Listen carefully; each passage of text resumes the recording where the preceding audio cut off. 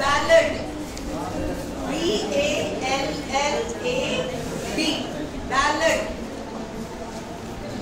लोकगीत, लोकगीत, पॉपुलर फोक traditional ballads होते हैं। लोकप्रिय बैलेड्स लोकगीतों पर आधारित बैलेड, फोक बैलेड परंपरावादी होते हैं, ट्रेडिशनल होते हैं। इट इज अ सॉन्ग, ये कैसा गीत हुआ करता है, ट्रांसमिटेड ओरली, जो कि ट्रांसफर किया जाता है, दूसरे तक पहुंचाया जाता है मौखिक रूप से, एंड टेल्स अ स्टोरी, और इसमें कहानी सुनाई जाती है। एक मिनट मना करो इन लोगों को, क्लास चल रही है। Ballads are narrative folk songs. Narrative यानी जिसमें कहानी सुनाई जाए। Ballads ऐसी कहानियां होती हैं जिन्हें सुनाया जाता है। The initial form of a ballad, शुरू में ballad का जो स्वरूप था was composed by a single author, वो एक व्यक्ति के द्वारा बनाया जाता था, who remained unknown. किसने बैलेड सबसे पहले लिखा किसी को नहीं पता।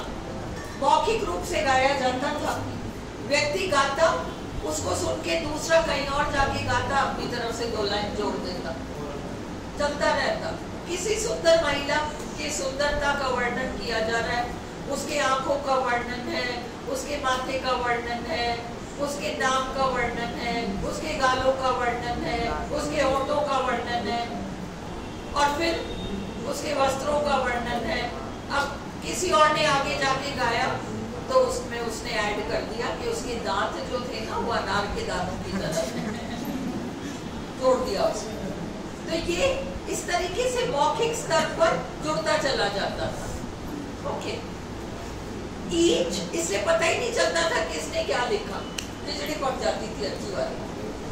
Each singer who learns and repeats an oral ballad, हर गायक जो सुनता है, सीखता है किसी बैलेड को और फिर उसे कहीं और जाके दोहराता है, tends to introduce changes, tends, उसकी प्रवृत्ति होती है कि वो परिवर्तन ले आता है in both text and tune, text में भी और ट्यून में भी, टेक्स्ट एंड ट्यून, शब्दों में भी और धुन में भी। So the ballad exists in many variant forms, और इसलिए बैलेड भिन्न भिन्न रूप में शामिल है, मतलब बहुत सारी चीजों की खिचड़ी हो जाती है। Thus the popular ballad, लोकप्रिय बैलेड जो है वो नाटकीय होती थी, is dramatic, condensed, गागर में सागर वाला छोटा, and impersonal, खुद की भावनाएं उसमें शामिल नहीं है, पब्लिक की भावनाएं उसमें शामिल होती थी। The narrator, कहानी सुनाने वाला, begins with the climactic episode, climactic, C-L-I-M-A-C-T-I-C, climactic। अगर तुम climatic समझोगे, क्लाइमेट से रिलेटेड, क्लाइमैक्टिक, क्लाइमैक्स से related, there is a difference. Climactic episode नहीं, आरपीएससी ऑप्शंस में देखी तो हमें सी और ए का डिफरेंस पता होना चाहिए। Tells the story tersely, tersely to the point कहानी सुनाई जाती है। In action and dialogue, action और डायलॉग के माध्यम से, sometimes by means of dialogue alone, कभी कभी केवल डायलॉग के माध्यम से पूरी कहानी सुनाई जाती है। He tells it without self reference, वो कहानी सुनाता है खुद को बीच में लाए बगैर। जो गायक है वो खुद को बीच में शामिल नहीं करता, पब्लिक की तरफ से गा रहा है वो। और the expression of personal attitudes of feelings, उसकी पर्सनल फीलिंग्स बैलेट में नहीं होती, जनता या जन समूह की भावनाओं को वो प्रकट करता है। The most common stanza form for the ballad, ballad का सबसे कॉमन स्टैंजा फॉर्म क्या है? इज द बैलेट स्टैंजा, जिसे बैलेट स्टैंजा कहते हैं, अ क्वार्टेन, चौपाई। बैलेट स्टैंजा क्या होता है? चौपाई, in which usually the second and fourth lines rhyme, जिसमें कि दूसरी और चौथी लाइंस में तुकबंदी होती है। और तुमको जो क्विज मिला है उसमें बैलेट स्टैंजा, हेक्सामीटर, पेंटामीटर वो मिल जाएगा। 2 लाइन्स हेक्सामीटर, 2 लाइन्स पेंटामीटर, या फिर 8 मात्राएं 6 मात्राएं, 8 मात्राएं 6 मात्राएं, वो मिल जाएगा। मोस्ट बैलेट्स एम्प्लॉय, अधिकतर बैलेट्स इस्तेमाल करते हैं अ रेफ्रेन, मुखड़ा, एक ऐसी पंक्ति जिसे बार बार दोहराया जाता है। स्टॉक डिस्क्रिप्टिव फ्रेजेस, वैसे ही घिसे पिटे एक से लाइन्स सारे बैलेट्स में आएंगे, जैसे दूध जैसा सफेद घोड़ा, मिल्क वाइट स्टीड इत्यादि।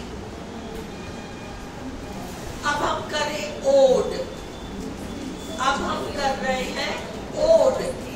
ओड क्या होता है? किसी दूसरे को संबोधित करके जो कविता लिखी जाती है उसे ओड कहते हैं। ओड में हमेशा किसी दूसरे को संबोधित किया जाता है। तो ऐसे अपन लोग की यहाँ स्तुतियां होती है ना, तेरी कृपा हो जाए तो यूं हो जाए, और तेरी कृपा हो जाए तो यूं हो जाए, वो सब ओड है। A long lyric poem, एक लंबी कविता गीत के रूप में, that is serious in subject, जिसका विषय गंभीर होता है, and treatment, जिसकी शैली गंभीर होती है, elevated in style, ऊंची शैली में, and elaborate in structure, उसका बनावट जो होता है वो बहुत अलग हटकर होता है और उसका एक टिपिकल पैटर्न होता है। हाई स्टैंडर्ड भाषा यूज होती है उसमें। इट वॉज एस्टैब्लिश्ड, ओड की शुरुआत पिंडारस नाम के कवि ने करी। It was established by a Greek poet Pindar, Pindar नाम के यूनानी कवि ने करी, whose odes were modeled, जिनके ओड्स तैयार किए गए, on the songs, गीतों के ऊपर, by the chorus in Greek drama, Greek drama में जो कोरस या सूत्रधारों का गीत होता था उन पर आधारित है ode. His complex stanzas, Pindar, क्या हुआ, कुछ पूछना है पीछे? पिंडार का जो स्टैंजा होता था वो ट्रायड कहलाता था, और एक ट्रायड में 3 स्टैंजास होते थे। ट्रायड का मतलब 3 का समूह, ट्रायड का मतलब 3 का समूह। अब ट्रायड में पहला स्टैंजा स्ट्रोफ कहलाएगा। गायक कलाकार नाचते नाचते गाते गाते एक तरफ जाएंगे, स्ट्रोफ। सेकेंड स्टैंजा एंटी स्ट्रोफ, गाते गाते नाचते नाचते वापस अपने स्थान पर आ जाएंगे। ईपोड अपने ही स्थान पर खड़े होकर नाचेंगे, गाएंगे। ईपोड। तो इस कॉम्प्लेक्स स्टैंजास, पिंडार का जो स्टैंजा फॉर्म था बड़ा उलझा हुआ था। वह पैटर्न इन सेट्स ऑफ 3, 3 का समूह हुआ करता था। Each stanza called a triad, प्रत्येक स्टैंजा को ट्रायड के नाम से पुकारते थे। The triad consists of the strophe, anti strophe and epode, ये याद रखो।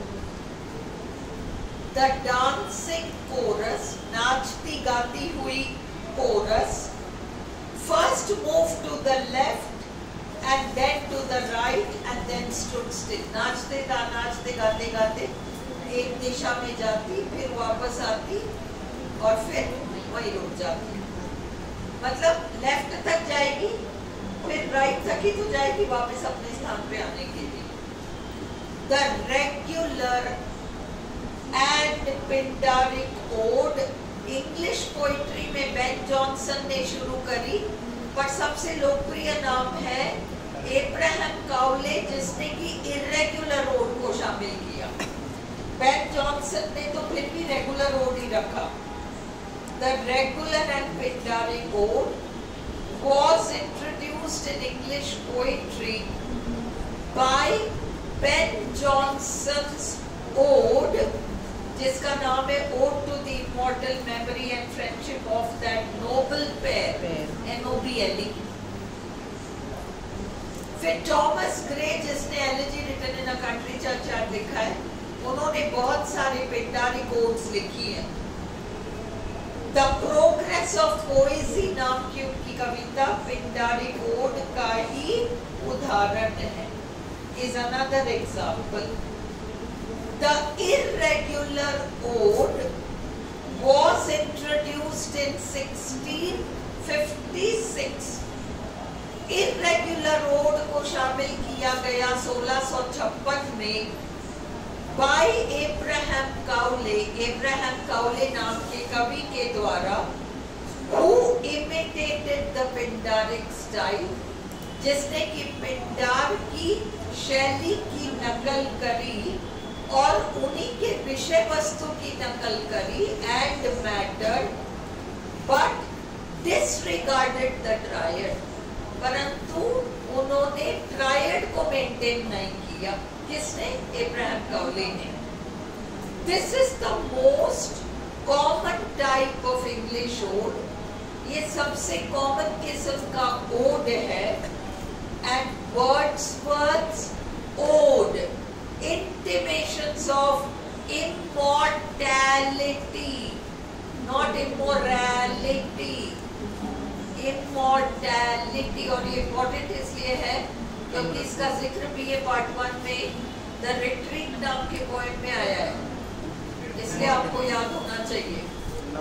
Is representative of the irregular ode, Wordsworth का यह ओड इर्रेगुलर ओड का उदाहरण है। Pindar's odes were encomiastic, तारीफ से भरे हुए, written to praise or glorify someone, किसी की बहुत ज्यादा तारीफ करने के लिए, जैसे खिलाड़ी, कोई महापुरुष, किसी सम्राट की तारीफ करने के लिए। The earlier English odes, पहले के जो इंग्लिश ओड्स हुआ करते थे, वे भी किसी की तारीफ करने के लिए ही लिखे जाते थे। were also written to eulogize someone, किसी की तारीफ करने के लिए, or something, या किसी वस्तु की तारीफ, संगीत की तारीफ, कविता की तारीफ इत्यादि। The poets of the romantic age के जो कवि थे, perfected, उन्होंने श्रेष्ठ बनाया the personal ode को of description and passion and meditation, जो वर्णनात्मक था या जो मेडिटेशन से भरा हुआ था। विचार विमर्श करना, सोच विचार करना, चिंतन मनन करना, ये सब मेडिटेशन में आ जाता है। The Horatian ode जो हुआ करता था was originally modeled, Horatian ode Roman कवि हॉरेस के ओड्स पर आधारित थे। On the matter, विषय वस्तु, टोन, स्वर और स्वरूप, form of the odes of the Roman Horace, Roman कवि हॉरेस के कविताओं के ऊपर। इसके ठीक विपरीत, in contrast to the passion, भावुकता, visionary boldness, बहुत ही उत्तेजना के साथ जो कल्पनाएं की जाती हैं, and formal language of Pindar's odes, और जो formal language है, औपचारिक भाषा है पिंडार के ओड्स का, इसके ठीक विपरीत many Horatian odes, हॉरेस के कई सारे ओड्स आर काम, शांति से भरे हुए, मेडिटेटिव, चिंतन मनन से भरे हुए। बंद हो गया? कहाँ से बंद हो गया? नहीं, वो चल रहा है। हाँ, चल रहा है। कहाँ से करूँ?